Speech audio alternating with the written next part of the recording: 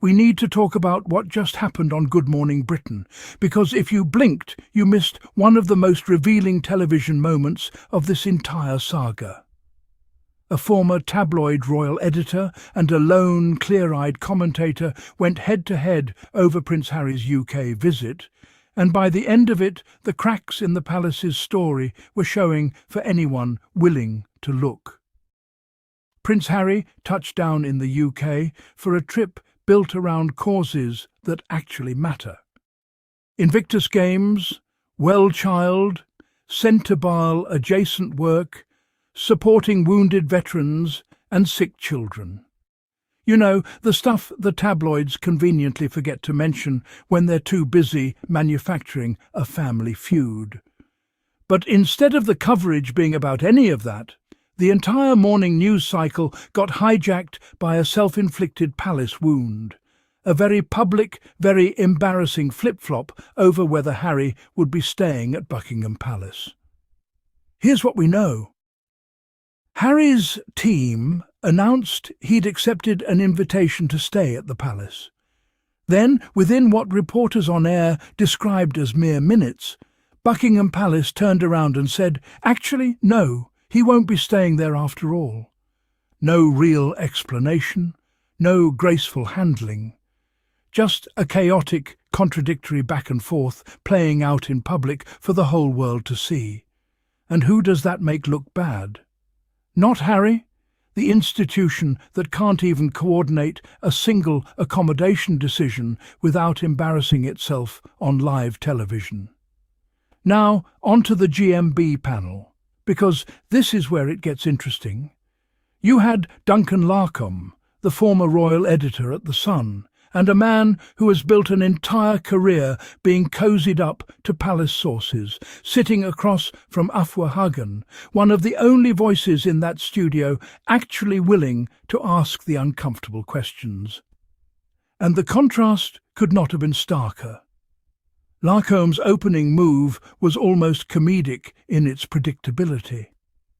His explanation for the palace chaos wasn't "the king mishandled this," it was, well, you know, William and Harry don't get on. As if that's some shocking revelation nobody's ever heard before. As if the entire British public hasn't known about the brothers' rift for years. It's a classic distraction technique, squaddies.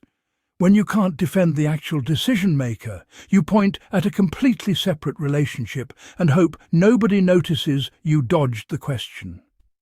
Because here's what Larcombe conveniently glossed over. This wasn't a story about William. This was a story about King Charles. Charles is the one who runs Buckingham Palace. Charles is the one whose household issued the invitation and then yanked it back within minutes. Charles is the one who, according to reporting referenced on the show, is said to have snapped and decided to draw a boundary with his own son, in the middle of a week meant to honour wounded veterans and sick children, no less.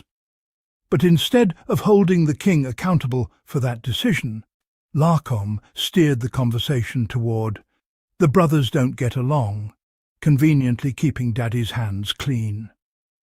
Let's call that what it is, deflection.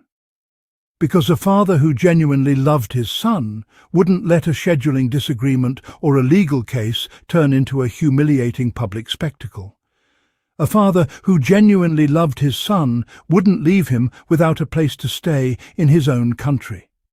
This is King Charles's own child and grandchildren we're talking about, and the response from the man who's supposed to be head of both the family and the institution was chaos, contradiction, and abandonment. Sound familiar? Because this isn't the first time we've watched Charles fail to show up for Harry in the ways that matter.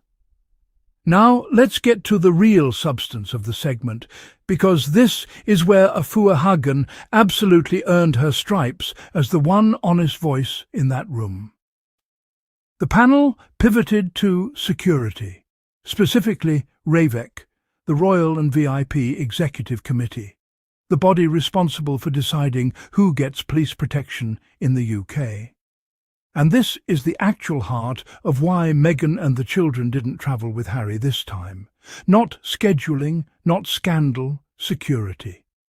Duncan Larcombe tried to sell viewers a comforting fiction, that RAVEC operates completely independently of the royal household, that there's nothing political about their decisions, and that security assessments are being constantly and diligently updated.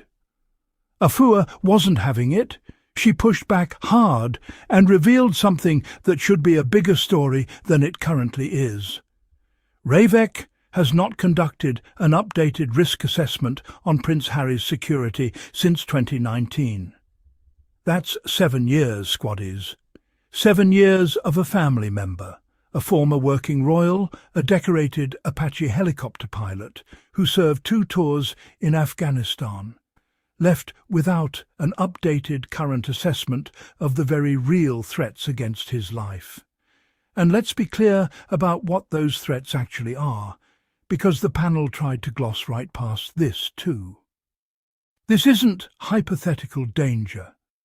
We are talking about individuals who went to prison for making direct threats against Harry and against his son Archie. We are talking about a white powder substance mailed to Harry and Meghan just before their wedding, later ruled to be a racially motivated attack. We are talking about threats serious enough that former head of Royal Protection Neil Basu himself has pushed back publicly against the narrative that Harry is being treated fairly in this process. And here's the detail the panel conveniently tiptoed around. Harry's military service in Afghanistan, including direct engagement with the Taliban, was reported by British media itself years before his memoir. The press plastered it across front pages back in 2013 and hailed him as a hero for it at the time. That's not new information. That's not Harry recklessly endangering himself by writing a book. The threat landscape was already established, already public, already known, by the very media outlets now trying to pin the blame on him for bringing it on himself. You cannot celebrate a man's service on your front page 1 decade and then act shocked that it created security risks the next, unless your goal is to rewrite the narrative to suit whichever version makes Harry look like the problem. So why the sudden urgency to frame Harry as the author of his own security predicament? Ask yourself who benefits from that story. It's not Harry. It's an institution that needs a scapegoat for why it quietly stopped protecting one of its own. This is what happens, squaddies, when someone dares to step outside the walls of the firm. The moment you stop playing by the institution's rules, the protection, literal and figurative, disappears. It's less about policy and more about punishment, a warning shot to any future spare who might get the same idea. Leave and you're on your own. And that brings us to what might be the most telling moment of the entire segment. When Afua flatly stated that RAVEC hadn't updated its assessment since 2019 and pointed out that the Home Office itself had confirmed as much just the day before, watch what happened. Larcombe didn't have a comeback. The host didn't have a comeback. There was a pause, an admission along the lines of, "Yeah, I think you might be right about that," before Larcombe pivoted, again, back to the media briefing war narrative, essentially blaming Harry's team for talking to the press too much. Notice the pattern. Every single time the conversation gets close to holding the king or the institution accountable, the conversation gets redirected toward blaming Harry for something else entirely. That's not journalism. That's damage control dressed up as debate. Let's also sit with the sheer optics of this moment. A week that was supposed to spotlight Invictus Games competitors, sick children through WellChild, wounded veterans, causes that objectively make the world better, got completely overshadowed by palace dysfunction. Meghan and the children stayed home because of a security situation 7 years in the making that nobody in that institution had the decency to resolve. And instead of front pages covering Harry's actual humanitarian work this week, we got front pages about who snubbed whom over a spare bedroom. That's not Harry's failure. That's a failure of an institution that seems more interested in controlling narrative than protecting its own blood. Here's the uncomfortable truth the UK media doesn't want to spell out for you directly. This was never really about accommodation. It was never really about scheduling conflicts or legal timing, however convenient that explanation is for people like Duncan Larkham to lean on. It's about an institution, led by a king, that has repeatedly chosen image management over the well-being of his own son and grandchildren. It's about a security apparatus that looked the other way for 7 years, while credible, documented threats piled up. And it's about a media ecosystem that would rather platform 3 voices defending the palace than sit with the discomfort of one voice, Afua's voice, telling the truth. We see you, Afua. In a studio stacked against you, you didn't back down, you didn't soften the facts, and you didn't let Duncan Larkham distract his way out of accountability. That's the kind of journalism this story has needed for years. And to the rest of the media landscape still running interference for the monarchy, the Sussex squad is watching, we're taking notes, and we are not letting these contradictions slide.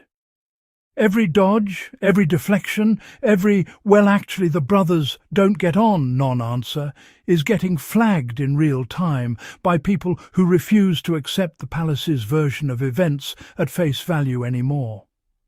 If this breakdown opened your eyes to what's really going on behind the headlines, make sure you're subscribed to the channel, because we are going to keep pulling these threads apart every single time the institution tries to spin a story in its favour.